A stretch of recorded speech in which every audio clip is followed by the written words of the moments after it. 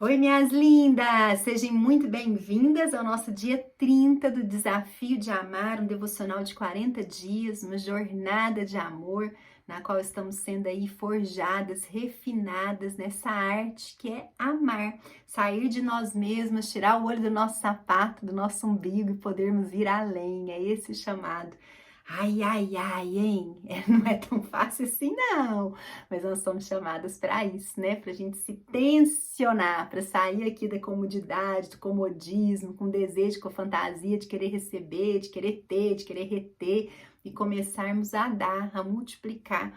O sentimento de gratidão, de felicidade, de alegria é incalculável quando a gente começa a se colocar nesse movimento, né? E a gente começa a colher frutos disso, se não um fruto direto, ok? A gente tem fruto indireto, tá? O que eu tô querendo dizer com isso? Às vezes a gente semeia na vida do nosso marido.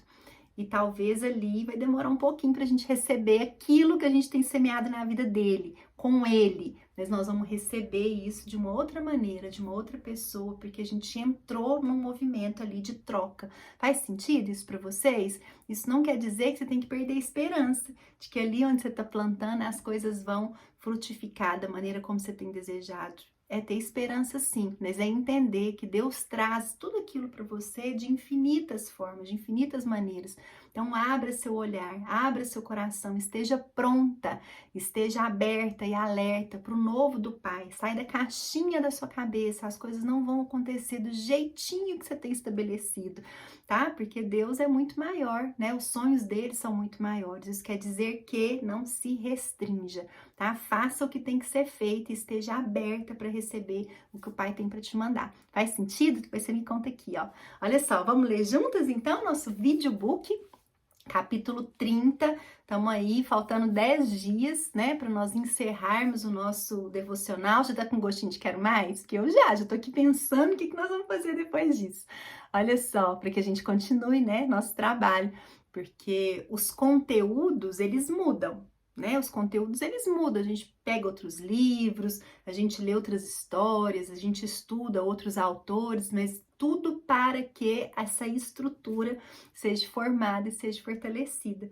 Faz sentido, né? Então, olha só, hoje nós vamos falar que o amor traz unidade. Olha que coisa preciosa. Tá lá em João 17:11. Pai Santo, guarda-os no teu nome, o qual me deste, para que eles sejam um, assim como nós. Uma das coisas mais importantes a respeito da Bíblia é a maneira como ela está articulada, com temas uniformes em todo o seu conteúdo, do início ao fim. Apesar de ter sido escrita num período de 1.600 anos e ter mais de 40 escritores de várias procedências e níveis de conhecimento, Deus soberanamente a escreveu com uma única voz. E ele continua falando através da Bíblia hoje, sem que a mensagem chegue errada. Unidade, união, igualdade. Essas são as marcas inabaláveis do nosso Deus. No início do tempo, vemos a sua unidade agir através da Trindade Pai, Filho e Espírito Santo. Deus, o Pai, está lá criando o céu e a terra. O Espírito está se movendo sobre a face das águas, está lá em Gênesis 1:2. E o Filho, que é o resplendor da glória de Deus e a expressão exata do seu ser, lá em Hebreus 1:3. Se juntam para falar e trazer a existência ao mundo. Uau! Façamos o homem à nossa imagem, conforme a nossa semelhança. Gênesis 1:26. Façamos. Nossa. Os três estão em perfeita união de mente e de propósito. Vemos depois Jesus levantando-se das águas do batismo e o Espírito descendo em forma de pomba e o Pai anunciando nessa cena majestosa: Este é o meu Filho amado em quem me comprazo. Está lá em Mateus 3,17. Jesus mais tarde diz: Porque eu desci do céu não para fazer a minha vontade, mas a vontade daquele que me enviou. João 6,38. O seu desejo de responder às orações de seus seguidores é para que o Pai seja glorificado no Filho. João 14,13. Ele pede ao Pai para enviar seu Santo Espírito, sabendo que o Espírito irá fielmente testificar a respeito do Filho que ele ama. Porque, pois quem conhece os pensamentos do homem, a não ser o espírito do homem que nele está. Da mesma forma, ninguém conhece os pensamentos de Deus, a não ser o Espírito de Deus. 1 Coríntios 2:11. Pai, Filho e Espírito Santo estão em uma pura unidade. Eles servem um ao outro, eles amam um ao outro e eles honram um ao outro. Apesar de ser iguais, eles se alegram quando o outro é louvado. Apesar de distintos, eles são um. Eles são indivisíveis. E por essa relação ser tão especial, tão representativa da grandeza e do esplendor de Deus, ele escolheu nos deixar experimentar um aspecto disso. No relacionamento único entre marido e esposa, dois indivíduos distintos estão espiritualmente unidos em uma só carne. Gênesis 2:24. E o que Deus uniu, ninguém o separe. Marcos 10:9. Na realidade, esse mistério é tão sério e o amor entre marido e esposa tão entrelaçado e completo que Deus utiliza a imagem do casamento para explicar o seu amor pela igreja. A igreja, a noiva, ela é mais honrada quando o seu Salvador é adorado e celebrado. Cristo, noivo, o qual se entregou a si mesmo por ela, ele é mais honrado quando ele a vê como igreja gloriosa, sem mancha, nem ruga ou coisa semelhante, mas santa e inculpável. Efésios 5:27, inculpável. Ambos, Cristo e a igreja, amam e honram um ao outro. Essa é a beleza da unidade. Marido, o que aconteceria em seu casamento se você dedicasse em amor, honra e serviço à sua esposa em todas as coisas? O que aconteceria se você se determinasse que a preservação da sua unidade com sua mulher, ela é digna de todo sacrifício e expressão do amor? O que mudaria em seu lar se você tomasse essa abordagem em seu relacionamento como uma base diária? Esposa, o que aconteceria se você estabelecesse como missão fazer tudo possível para promover proximidade de coração com seu marido? O que aconteceria se qualquer ameaça à unidade de vocês fosse tratada como veneno, um câncer, um inimigo a ser eliminado? Desculpa, pelo amor, pela humildade e renúncia. Em que se tornaria o seu casamento se você nunca mais estivesse disposta a ver a unidade de vocês destruída? Perdão, olha só, vamos voltar. A unidade da Trindade, como ela é vista através da história e continuar sendo vista no futuro, é evidência do poder da unidade. Ela é inquebrável, infinita. E essa é a mesma realidade espiritual que se esconde em seu lar e endereço. Gente, isso é muito forte! É muito forte.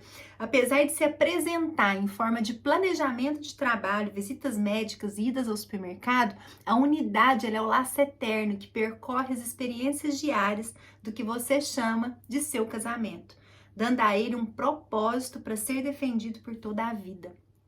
Então, ame este que é parte do seu corpo, tanto quanto você. Sirva a este, cuja necessidade não pode ser separada da sua própria necessidade. Honre este, que quando sobe ao pedestal do seu amor, lhe eleva também aos olhos de Deus. Tudo ao mesmo tempo. Desafio de hoje. Separe uma área que cause essa divisão no seu casamento e olhe para ela hoje como uma oportunidade única de orar. Peça a Deus para revelar o que há no seu coração que está ameaçando a sua unidade com seu cônjuge. Ore para que Deus faça o mesmo com ele. E se for apropriado, discuta abertamente esse problema, buscando de Deus a unidade. Anote aqui quando o desafio de hoje estiver completo. Deus abriu seus olhos para as coisas que podem estar criando um ponto de discórdia. Você conseguiu enxergar isso? E como que você pretende reagir? O que você espera que Deus faça em seu cônjuge também? Deuteronômio 6:4. Senhor, o nosso Deus é o único Senhor. Minhas lindas, eu quero fazer um comentário aqui final. Eu sei que não é algo que eu costumo fazer, mas para a gente pensar um pouquinho. Olha só, toda vez que a gente observa que tem algo acontecendo no nosso casamento ou com alguém, a nossa primeira tendência é apontar para o outro, né? A gente é muito rápida em ver. Aqui a terceira pergunta é: o que você espera que Deus faça em seu cônjuge também? É lícito a gente pensar sobre isso. tá? É lícito eu pedir para que Deus mude um coração, para que Deus traga um coração de carne no lugar de um coração de pedra. Claro que é lícito e a gente precisa orar, a gente precisa pedir, mas desde que as minhas orações, elas me contemplem, tá? O foco principal, me contempla em que lugar, dona? Que eu não posso ficar orando em benefício próprio. Não é uma oração de Deus, eu quero isso, Deus, eu quero aquilo, né? Só pensando em mim, porque a gente precisa, sim, é importante a gente pensar na gente, é importante a gente pedir coisas pra gente, né? O Pai se alegra, Deus é Deus, e Ele se alegra em te dar tudo aquilo que você deseja, desde que esteja nos princípios dEle, né? Cumprindo os princípios dEle. Agora o que eu quero te chamar a atenção aqui é o seguinte: nós temos muita facilidade em ver o cisco do olho do outro, mas a gente tem dificuldade de ver a trave do nosso, tá? Então, qualquer situação que aconteça na sua casa, por mais incompreensível que ela seja, por mais que a atitude do outro, ela ali saia fora de tudo aquilo que é esperado, de toda a honra que é esperada, eu quero te pedir para que você se coloque na situação. E aí, o que significa esse se colocar na situação? É você refletir sobre o que você tem que aprender com aquilo. Que emoção sua que precisa ser cuidada? O que precisa ser entregue que ainda não foi? O que você precisa desenvolver aí no seu caminho espiritual e emocional? Dona, é para eu dar conta, é para eu suportar? Não, não é isso não, é para você crescer. O que você percebe que o outro traz? Não é que a gente tem que suportar as coisas, mas o que de conteúdo que o outro traz, que você percebe que se você pegar aquela parte e se forjar naquilo, e se aperfeiçoar naquilo, você vai se transformar num ser humano melhor? É essa a pergunta. Então, alguém falou comigo de uma maneira injusta, por exemplo, tá? Não é o melhor das situações, de forma alguma, mas ao invés de eu só apontar para o outro e falar assim, você foi injusto com o que você disse, e se eu apontar para mim e pensar assim, como que eu me sinto frente à injustiça? Como que eu reajo frente à injustiça?